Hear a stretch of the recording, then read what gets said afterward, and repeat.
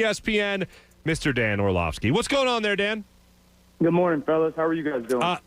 Dan Orlovsky joining us here on Comcast Business Hotline. And Dan, what was with the dancing? I saw you dancing yesterday on ESPN. What was that about? Oh, the gritty, just a little sample.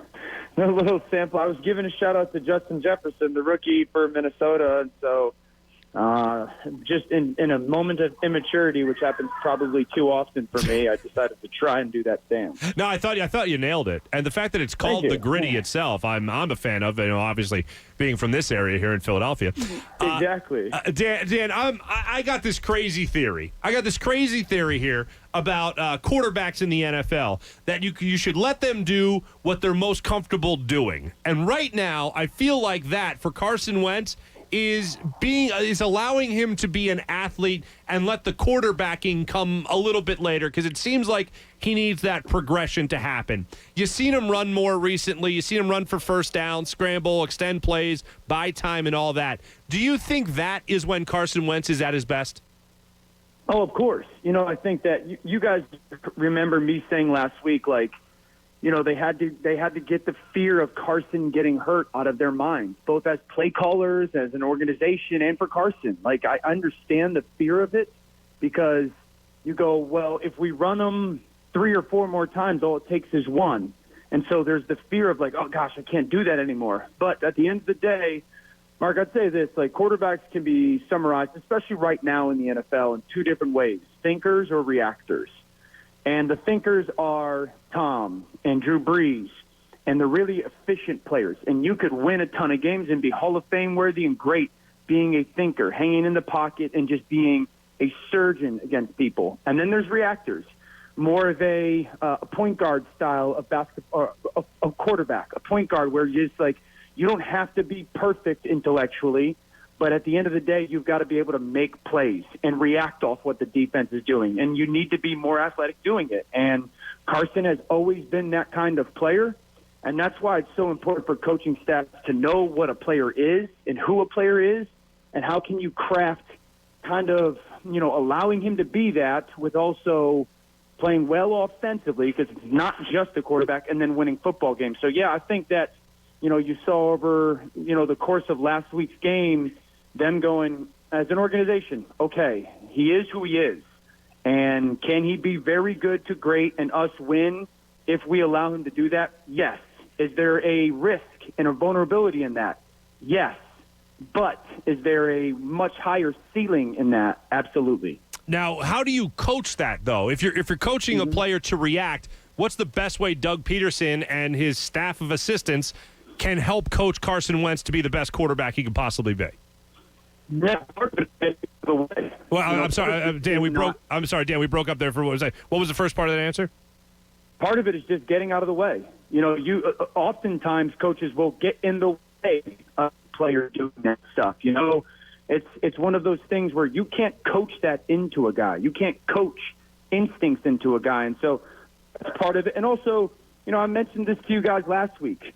There's times and there's moments when you give them a little bit more freedom to do that stuff. Go back to the first touchdown last week down in the red zone. I don't know if this has been said yet or not, but Carson, to me, changes that play. Or he certainly changes the blocking scheme, because he's the one that navigates the left tackle to go up to the linebacker and leaves the defensive end by himself. And so it's just those moments where you give him the necessary freedom to go, this is one of those plays. And that goes back to what I said last week, that there's got to be a very clear communication of understanding when he can and when he can't. And so part of it is that, and then, getting out of the way and making sure you're not handcuffing that player from doing what they do best. Dan, this offensive line for the Eagles has been musical chairs all season, as we know. How much of a task does it put on them if Doug Pederson starts calling more rollouts and stuff like that for Carson Wentz? Is it harder for them to block? Is it a tough thing to pick up? No, the design rollouts, absolutely not. Offensive linemen love that stuff because, they have a very clear understanding that the quarterback's going to be moving a certain way, and they know where that spot essentially is going to be. And as long as they can play with a little bit more leverage. Just imagine if Carson is straight drop back in the pocket, right? A lot of those offensive linemen got to be really good both ways. If you're going, even if it's a 4-man rush for 5 offensive linemen, like you got to stay in front of your guy completely because he can beat you to your right or to your left. And so, that's harder. Whereas if you go, okay, we're going to roll out Carson to your guy's right, okay, well, I know at least if I keep that defensive lineman on my inside, on my left, the left start part of my body, he's got to go a long way to get to the quarterback. So you could be a little bit more lenient in that as an offensive lineman, thought process-wise. And so, the big thing, here's the hardest challenge. If they're going to, allow Carson a little bit more freedom with that stuff, and he's going to amp up the playmaking, those guys got to, one, know that their block has got to be held longer. They got to fight a little bit longer in their pass protection. The play's never tight, never dead type of thing. And then, two, they've got to understand that the spot can move. They've got to play with almost eyes in the back of their head. Now, Carson's got to be fair to them, but those guys are going to have to block maybe for 3 seconds instead of 2.5. So that's the challenge is, are those guys up to that? Speaking with Dan Orlovsky at ESPN, I want to look ahead right here to the Steelers on Sunday. They're 3-0. The Eagles are 1-2-1 right now. So I know a lot of people look at the Steelers and say, oh, well, they're 3-0. They haven't really beaten. They beat the Giants. They beat the Broncos. Right. They beat the Texans, who just fired their coach. How much of a threat, though, do you see this Eagles defense going up against, or excuse me, this Steelers defense going up against this Eagles offense? Yeah, and it's a huge threat. It's a huge threat. The Steelers defense is as fast of a defense as there is in the NFL. Their linebackering core is fantastic with their speed. I'll say this, Mark, like your point is valid that they haven't beat anybody. And I know this, like if you watch, here's the things for me that would be key for this Eagles offense against the Steelers defense. They're the best blitzing group in the NFL. It is the best blitz package in the NFL, and they are unapologetic about it. And it's going to come 50% of your snaps. So what is their plan to handle the pressure? Hilton, the nickel back, is fantastic at it. He times it really well. He sells it really well. Sometimes he'll look like he's coming, and I'll be watching going, he was 100% going to blitz right here, and he doesn't. And so that's very difficult for a quarterback and an offensive line and running backs because you can get consumed by it. So, one, what is their blitz package plan? Is it going to be protection, or is it going to be try to hurt people with screens and quick game and block them up and take shots? And then second of all, will they utilize Carson as a runner against the blitz package? Because, it's simple math. When the defense is going to blitz 5 or 6, they got less back there. And if you make those 5 or 6 blocks the correct way, there's no one left for the quarterback. I also think it would be fascinating if they put Jalen Hurts in the game with Carson in the backfield at the same time, because that might calm the pressure down as well. I mean, that would scare me as a defensive coordinator going, okay, because you can create some seams in the run game against the blitz. So that'll be a huge, huge determining factor as how they handle the blitz package, because I'd say this. Everyone raves about the front seven of Pittsburgh, rightfully so, but they're very dependent on that pressure. I have not seen them be a dominant front four when they're just bringing 4 and not blitzing. T.J. Watt is great, but if you block that front 4 and they don't pressure, which I don't think is a massive task, you can get completions against this defense. All right, speaking with Dan Orlovsky, ESPN, Jordan Mailata got a lot of praise for playing a decent game against the 49ers. This sounds like, from what you're telling me here, it's going to be an ultimate test for a guy who hasn't really gotten that many reps at left tackle. Oh, it's huge. First of all, if you're going to get one-on-ones with T.J. Watt, that is he's one of the 3 premier defensive players in our league right now. So just that alone, Doug's got to be really great on going, okay, do I ever want to single him up? Because Pittsburgh's going to try to find ways to get him singled up against Mailata, right? So if that's the case, are we always going to slide towards T.J. Watt? And then everybody else has got to be a little bit better. And then 2, a big part of it, Mark, is just pre-snap communication. Like pre-snap. Okay, here's the thing. When you got pressure or you think you're getting pressure, it's got to be left tackle. You have that guy. I don't care what else happens, you have that guy. Or maybe it's, hey, you have the inside rusher. Whoever the inside rusher is, you have him. And so it's just going to be really good. It's going to be really important for them to have very clear rules. Offenses always have rules, and Mailata's just going to have to abide by them. But also, play calling is a big deal. Again, you have to anticipate pressure, react when it doesn't come, if that makes sense. You have to have a play call that that is, one, geared towards pressure, and then two, if they don't bring it, react accordingly. Dan, the other night, the Eagles had a 5-point lead, 2 minutes to go. They have the ball. You want to run out the clock, and they don't put their best running back on the field. Doug Pederson explained that they have different type of offenses that they have with 4 minutes to go, 2 minutes to go, whatever it may be. Was it a mistake that they didn't have him on the field, or do you understand what Doug's explanation was? Yeah, I mean, I understand the whole package thing. It's not necessarily a mistake. Like you plan and prepare for certain situations. I would say this: I would have loved for them, on first and 10 with 2:01 left on the clock. That should be a throw. That should be a safe type of throw where you can get, a pocket movement thing and the quarterback, because you're going to get the 2-minute warning eventually. And then third down with, I don't know, I think it was $1:40 on the clock or something like that, 3rd and 10. I actually thought they should just take a shot downfield, throw a go route downfield one-on-one, because even if the ball gets picked off, you teach the receiver, you make that tackle. It's like a punt, but at worst case scenario, that happens. But maybe we get a PI, maybe we get a catch, and the game is over. So, no, I can appreciate and understand that them having certain packages for certain people in certain situations. What do you make of Doug Pederson going for 2-point conversions on his first touchdowns the last two games here? Won the football game, won the football team back over after what happened 2 weeks ago, and I thought it was incredible. In the moment, I'm going, why is he going for 2? My mother-in-law was here, and my wife obviously watching. I'm going, why is he going for 2 right now?